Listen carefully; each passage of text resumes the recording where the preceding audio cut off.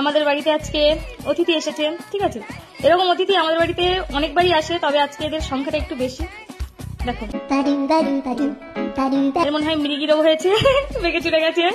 এর কি অবস্থা, ও বাবা, এর আবার একটা ঠ্যাঙের উপর উঠে গেছে। আর এনার কি রোগ হয়েছে আমি জানি না। ইনি হচ্ছে যত সম্ভব ল্যাংড়া ট্যাংরা হবে, মানে এক পা ছোট এক পা লম্বা। আর এটা কি হতে চাইছিল, যাই হোক, এটা দেখে আমার মাথায় একটু অন্যরকম চিন্তা আসছে, বলা যাবে না। আর এটা ইনি মনে হয় আদার সাথে প্রেম করে আদা হতে গিয়ে সেই গাজর হয়ে গেছে ভুল করে। এরও সেম অবস্থা, এক পা সরু আর এক পা দেখি লম্বা।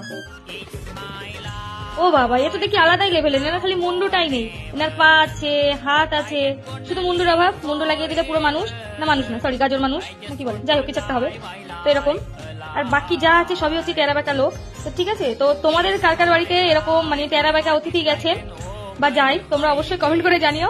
আর তোমাদের সেই সব বন্ধু বান্ধব বা আত্মীয় স্বজনদের এগুলো ট্যাগ করো যারা সারাক্ষণ এরকম টেরা বেকা থাকে, যাদের মনটা এরকম টেরা বেকা, জীবনে ঠিকঠাক থাকে না।